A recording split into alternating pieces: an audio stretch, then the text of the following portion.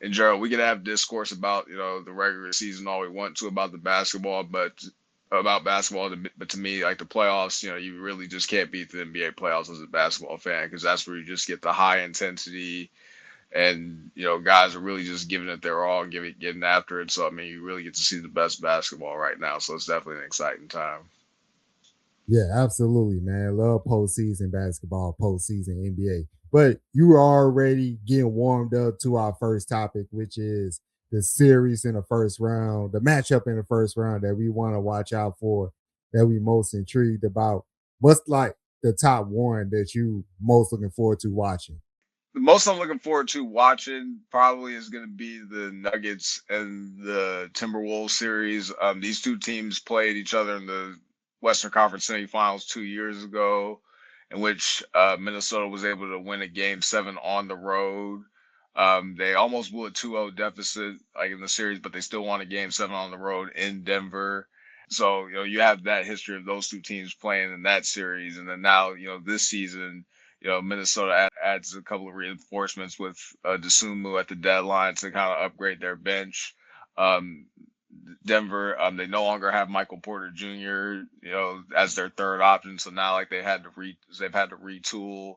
But Peyton Watson's filled in, stepped it up. Christian Brown, but both teams are a bit different now. But at the same time, you still have the Joker and the Ant Man. So I mean, I think that's really you have two probably the top 5 players in the league, arguably. So I mean, I think that matchup is definitely the most intriguing matchup. Ant Man's definitely going to get after it, but I mean, the Joker, I mean, he's already established himself as one of the greatest big men of all time. I think that's really the most intriguing matchup. Now, I will be intrigued to see, as far as coaching, they don't have Mike Malone anymore. Denver has David Allen at the helm. So it's going to be interesting to see what's going to be different about the David Allen led Nuggets team as opposed to the Mike Malone led Nuggets team because coaches really truly make their money in the postseason. So I think we're really going to be able to see what he's made of in this matchup. I'm glad you brought that up too, David Adelman, this being his first go as a head coach with the Nuggets. That could be a deciding factor because if you remove that element, I think this is like a 50-50 series right here. It can go either way.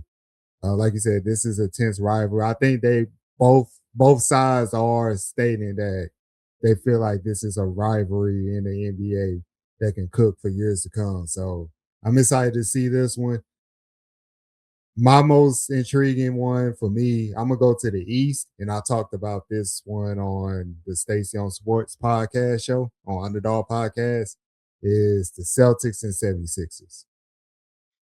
I don't know how you feel, and I'm gonna get your opinion to say, but I feel like this can be closer than people think. The 76ers, I feel like they got a lot of weapons on this team, and they're healthy now. Well, Joel Embiid is still up in the earth far as himself. But let's just imagine him for a second healthy. I think the 76ers can go blow for blow with the Celtics. Now, I'm not predicting that they can win the series, but if you look at their team, they got the superstar or superstar-ish player, Tyrese Maxey. You got Joel Embiid. You got VJ Edgecombe, exciting young player, a healthy Paul George. I saw Kelly Oubre hit some big threes in that play-in game.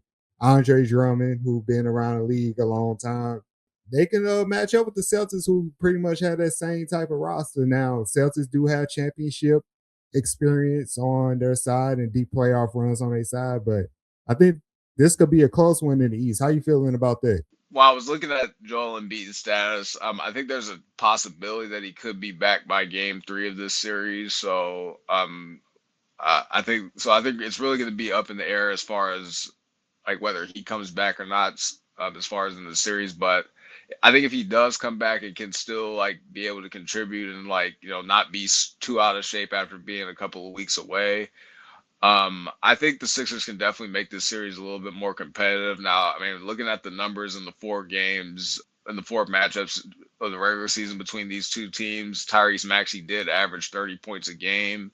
These two teams met opening night. VJ Edgecombe had one of the best NBA debuts from any rookie, in NBA history. He had 34 points in his first NBA game against Boston. So both teams split the matchup the matchups in the regular season. But I think in the matchup when Jason Tatum came back, I think the Celtics did win that matchup. So I think Jason Tatum is still going to be working. Like he's still not back to the level that he was before, and obviously like being only a month back from his return, that's still like big picture, not like a whole lot of time back on the court as far as playing games is concerned. So given that Tatum is still working his way back, the Celtics are obviously still like a championship contender. They're still going to be in the mix towards the end just because they have that experience. The Celtics have had trouble with Maxey, and the upside of the backcourt of Edgecombe and Maxey, those guys are definitely a handful.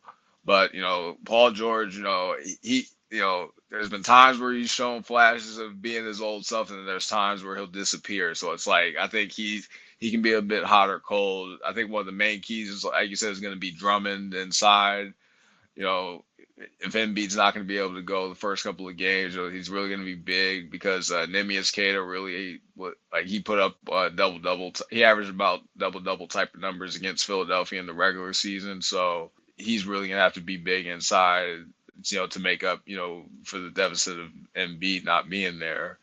So, and I also think the main X factor for the Sixers is going to be Quentin Grimes. I think Quentin Grimes, he could definitely be able to fill in as far as the scoring. He could definitely be able to fill in as far as the bench scoring off the bench. So, I think all those guys are really going to have to step up to be able to match the Celtics because the Celtics, the way Joe Mazzulla has probably done his best coaching job this year, given the fact that, Jaylen Brown's had an MVP caliber season, but I think Joe Mazzulla deserves a lot of credit as far as keeping all the rest of the guys on the roster healthy. Like it hasn't really mattered, who's been coming in off the bench, whether it's been Garza, whether it's been Gonzalez. We mentioned Kata earlier, and you still got the Derek Whites of the world, like who's one of the high quality role players in the league.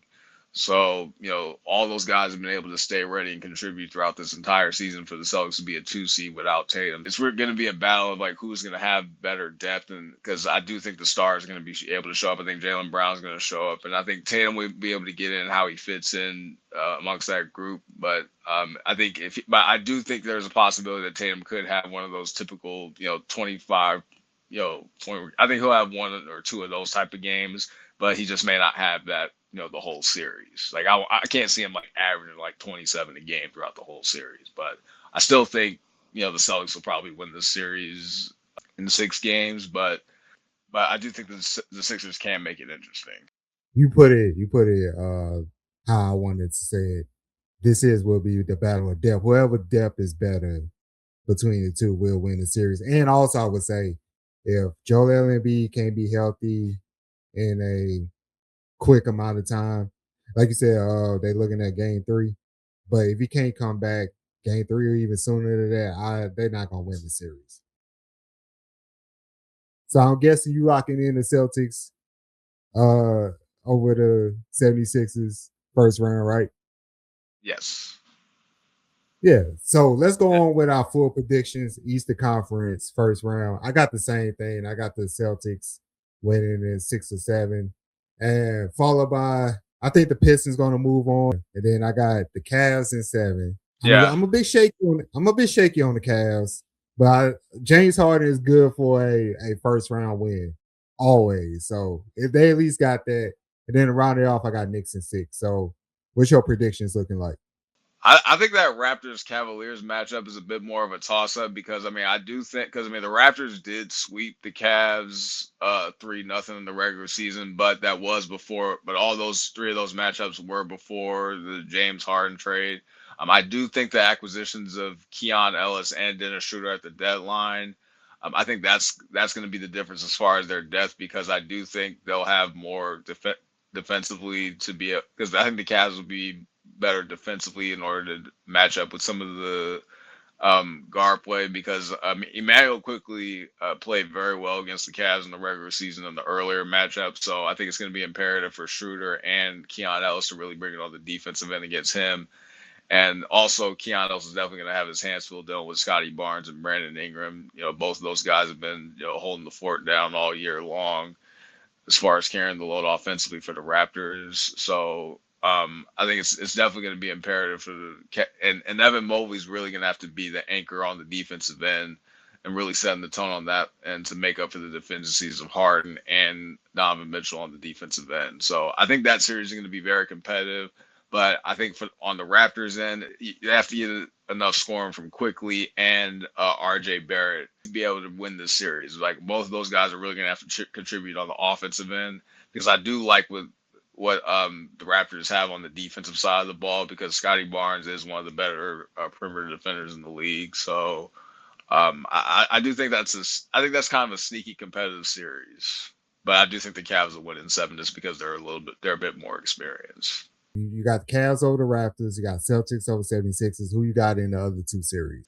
So for the Knicks and the Hawks, I think I do love what the Atlanta Hawks have done post trade deadline. You know, we've kind of seen like three different versions of this Atlanta Hawks team. You saw them with Trae Young, where they were kind of a bit like they were a below 500 team. They're a bit up and down. And then there was a period of time where Trae Young was injured, and then you saw Jalen Johnson putting up All-Star caliber numbers. I think he finally made the All-Star team this year. He had basically a borderline All NBA season, and then finally they make the move to trade Trae Young to get CJ McCollum and Kispert in return. They also trade Porzingis for Jonathan Kuminga, and then you finally see this group finally start to gel. Nickeil Alexander-Walker, he played really well against the Knicks in all three of the matchups in the regular season. And he's a most improved player of the year candidate. He's really shown what he can do on the offensive side of the ball as well as him, bringing it on the defensive side of the ball. Dyson Daniels is still one of the premier defenders in the league. So I do like that nucleus. But the main question mark I have is that if you take Jalen Johnson away, like is Atlanta going to be able to get enough offense if New York's able to double team with OG Anunoby and Bridges? If they take the ball out of Jalen Johnson's hands, are they going to have enough scoring when the game slows down? So I think because of that, I think that's a bit of a question mark for the Hawks is concerned. Meanwhile, the Knicks, they're with Brunson, Brunson's one of the better clutch players in the league. So the Knicks know how to handle those fourth quarter situations better than the Hawks would. So I think the Knicks' experience in those fourth quarter stretches is going to be the difference in this series, and I think the Knicks will win this series in 6 games. There are some powerful words that define NBA playoffs or any playoffs for any sport that matter. And one word we're going to focus on is pressure because it's pressure to win. Whether it's fair or unfair, it is pressure to win. And when you fall short in any sport, and we talking about the NBA right now, sometimes that can cause a domino effect to where there can be big changes. So let's just talk about pressure. Now, we can choose a player, we can choose team, coach. Who's under the most pressure this postseason in the NBA? Well, as far as the player under the most pressure, I would say it's James Harden, because during the deadline, he was having an All Star caliber year with the Clippers, and he asked for a trade, and he ends up going to the Cavs, and yeah, and really like he goes to another team where he wants to have another shot at winning the championship. This is a season where the East appears to be wide open with Tatum still working his way back from injury. We have, you still have the Knicks in Detroit there. So, but the Cavs made a lot of moves at the deadline, like we mentioned about bringing in Keon Ellis and Dennis Schroeder to really go for it now. And he's joining a team with Donovan Mitchell, where Donovan Mitchell's he's probably feeling a bit of the heat now since he's been with the Cavs for a few years now, and they still haven't advanced past the second round. They still need to get to at least the conference finals to at least prove they're a legitimate contender, because right now the Cavs, like they've been a good regular season team, but they haven't proven to be a playoff team. So now they're running the risk, bringing James Harden in, who's notorious for having a lot of playoff blunders in the past. So, and they're banking on him to be able to right these wrongs. So, given all that scenario where like the Cavs need James Harden to come through for him, and James Harden needs to prove that he can be able to get back to at least getting to the finals and having another shot at winning a championship, the time is now. James Harden is not getting any younger. And I think they put all the chips in this James Harden basket. Despite his questionable history, they're still gonna sign up for a possibility of him being able to prove him wrong. So, he is a first ballot Hall of Famer, and he does have that legacy in set. But I mean, he's still until he can prove that he can come through in the playoffs for a championship team. It's like that's still going to be a stain on his legacy as well. So I think he's under a lot of pressure. And as far as another team that's under the most pressure, I think the Knicks are under a lot of pressure as well in the Eastern Conference because I think they definitely need to get to the NBA Finals this season. They fired Tom Thibodeau last season. After being 2 wins away from the NBA Finals, they bring in Mike Brown. So it's put up or shut up time for the Knicks. They need they need the management. Leon Rose, all the guys in the Knicks front office. They need to prove that they made the right decision in getting rid of Tom Thibodeau because Tom Thibodeau he really helped build that. Like he along with Brunson and even I even go back to when Julius Randle was there. Like he really built that culture of like that toughness that really embraced that that folks in New York City really love. So the Knicks have played well this year, but then there's rumblings about like do the Knicks still have some of that same tough identity this year with Mike Brown at the helm? So I think now is the opportunity for the Knicks. I think they definitely need to at least get to the NBA Finals. So I think James Harden is the player under the most pressure, and then the Knicks are the team with the most pressure. I actually had the Knicks down as my team with the most pressure. I said this in the beginning of the season when, of course, before Jason Tatum came back and Boston Celtics proved everybody wrong in a way. They had a clear shot when not winning, but going to the NBA Finals in a wide open East, like you just mentioned. And it's not as wide open now, but it's still winnable for them. Like the goal is not out of reach. And I don't know what you do if you fall short at this point. Also, if you want me to dig a little deeper, I'm looking at Carl Anthony Towns. Mm-hmm. And when it's great, but you see that sometimes the basketball IQ, especially on defense, is just not there. And you got these analysts, they just picking them apart, and then you seeing like what they talking about play out on the replays, and you got to fix that. And he got to be that driving force. He got to start the game dominant because they're going to wear on Jalen Brunson. They're going to make him inefficient. And then if you Mikal Bridges, OJ Anunoby, make sure you're ready because you got to score 15 to 18, 15 to 20. So I think they the team under the most pressure. I definitely agree with that. A coach under the most pressure, Chris Finch over there with the Minnesota Timberwolves. And I say that because if you lose to Denver, you lose to the Nuggets. If you lose early this year, you got Anthony Edwards, who we look at the superstar. You got a pretty good team. The constant remainder of why they've been falling short is the head coach. Do you start looking at him as maybe he's not the one to get them over the hump? Because, I mean, let's face it, it's going to be hard for y'all to land Giannis if y'all want to go on that route this summer. Do you make a change at head coach if you fall short if you're the Minnesota Timberwolves? So they got a pretty good team. I think I'm gonna place them as my dark horse to get to the NBA Finals in the West.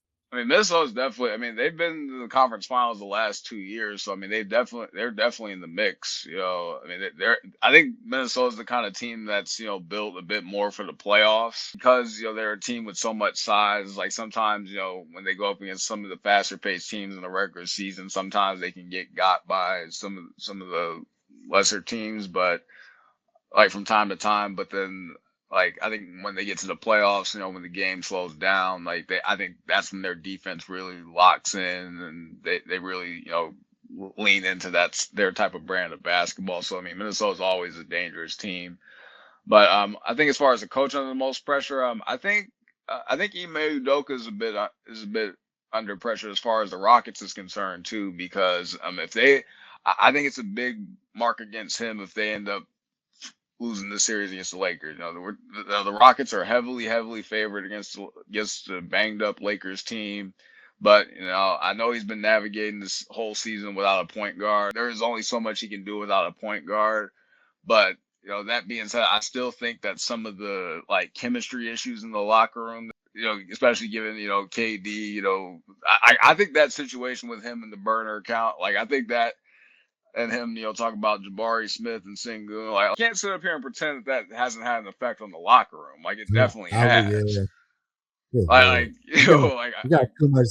You got. I know. Ball is life, but you got way too much time on your hands, man. KD, come on now, especially with come his on kind now. of bread, for real, man. I would never be talking to folks on the internet if I had that kind of money, for real. Yeah, go fly to Turks or something. You just making burners accounts. Like, do get a hobby, man. Come on. Man, play some golf, man. Like all these, like, get into some golf, like do some. Instead of making burner accounts, but anyway, but even going back to Udoka, like I think as a coach, like you have to try to like nip some of that in the bud. And I think when those kind of issues are, you know, going on amongst your players, and then you have like a coach that has been, and Ime Udoka himself, like he's been very vocal when it comes to calling out players, publicly, and historically he's been doing that, but. And he did that even with Tatum and Jalen Brown in Boston, but sometimes you wonder like is with having such a young team, our guy's going to be able to handle like his direct, straight up forward, honest style of coaching.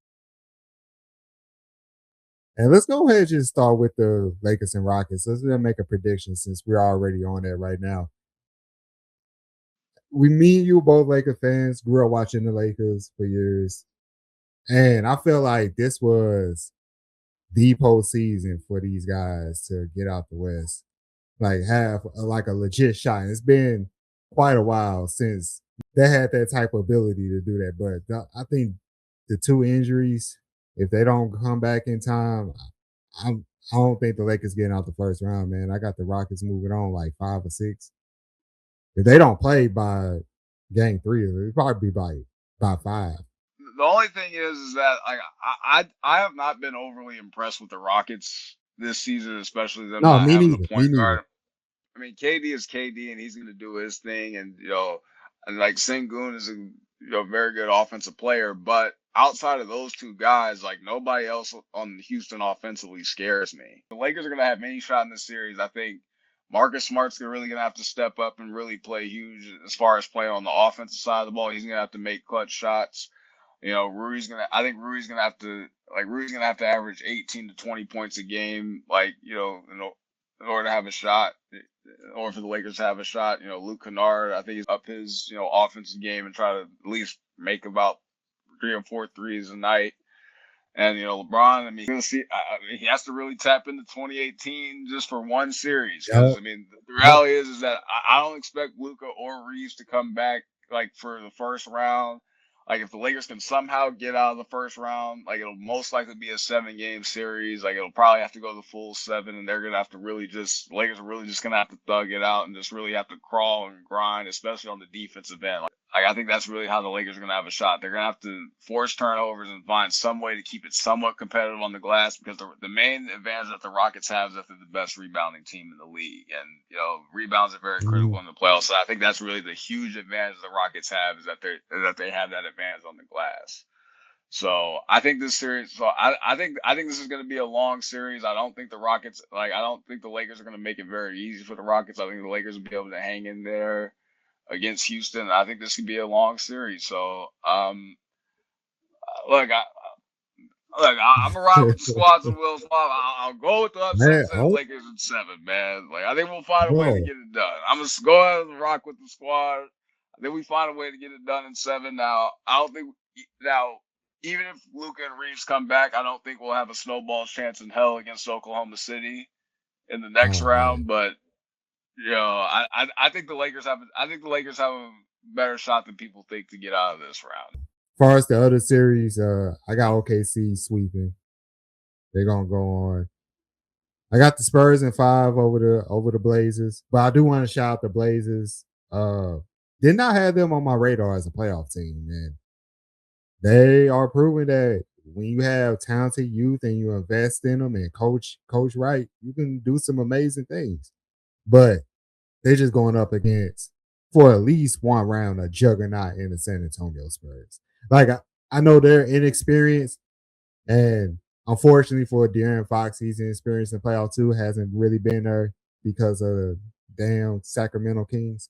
But I think they're poised enough, like veterans, to handle playoff pressure, especially Victor. Like I'm a big believer in Victor Wembanyama, so I got them in 5, and then as far as the Nuggets and Timberwolves, Matt, I would like to apologize, but I'm going with Timberwolves in 7. I'm just worried about I'm worried about the Nuggets defense. Now I know Aaron Gordon is back. It still kind of worries me.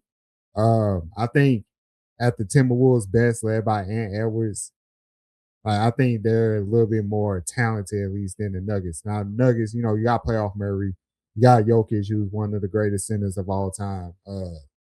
But I think, like I said, the pressure is on Chris Finch. The pressure is kind of on Ant Edwards. You gotta beat these tough teams, and this is the time to do it to prove that you belong in the upper echelon in the NBA. So I got Timberwolves in 7. Regards to the Minnesota Denver series, the Nuggets won the first three matchups, but when they played each other, after the trade deadline, when the Wolves added Sumu and then Bones Highland finally got some more time, because like towards the latter part of the season, Bones Highland was more of a prominent part of the rotation. He's been a great contributor off the bench, so I think both of those guys are really going to be the X factors for Minnesota if they're going to be able to get out of this series. And then Nas Reed's definitely going to have to step up and be big as far as coming off the bench. And then another difference is 2 years ago is that they have Julius Randle instead of Cat from the matchup 2 years ago. So I think the Julius Randle Aaron Gordon matchup, I think whoever gets the best of that matchup, I think is going to be the difference in the series. Because Aaron Gordon, like he could, we have to see where he is as far as his health is concerned. That hamstring has been bothering him for a good portion of the season. But now, Julius Randle, he really came along in the playoffs last year. Last year was one of the better playoff performances. He kind of exercised those playoff demons. But I think him getting the better edge of that matchup is really going to be the difference, because I think Ant-Man and the Joker are pretty much going to cancel each other out. I think both of them are going to bring it. But as far as who's going to be the winner, I am going to give an edge to Minnesota, because I do think those depth pieces that they add at the deadline are going to be the key difference. As far as the Spurs Blazers series, the Spurs won 2 out of 3 against the Blazers in the regular season, but now Wemby didn't play in any of the 3 games in the regular season matchup. Now, Denny Avdia did average 31, 8, and 7 on 50% shooting from the three against San Antonio on the 3 regular season matchups. But now that Big Wemby's going to be there, it's like, that's going to alter pretty much everything as far as defensively, because, you got a guy, like you see, when you watch guys play up against San Antonio, it's like guys are literally calculating even from like Right? when it comes to jump shots as far as Wemby, because Wemby will go out there and contest your jump shots and block your jump shots. So, guys are doing the mental gymnastics. So I think it's going to be fascinating to watch San Antonio in the playoffs. When the game moves to a more half court setting, is how our team's going to be able to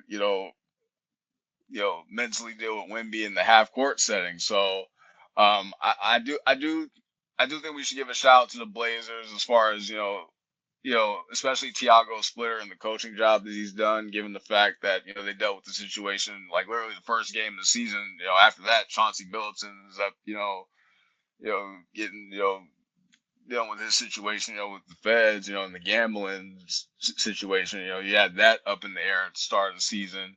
And then now Tiago Splitter comes in and, to be able to guide them to a playoff season. And then Denny Avdia, he made his first All-Star team this year, deservedly so. And, he really showed out and put his name on the map with his performance against the Suns in the play-in. And they still have Drew Holiday, Jeremy Grant. I think Tamani Kamara is a really good young player.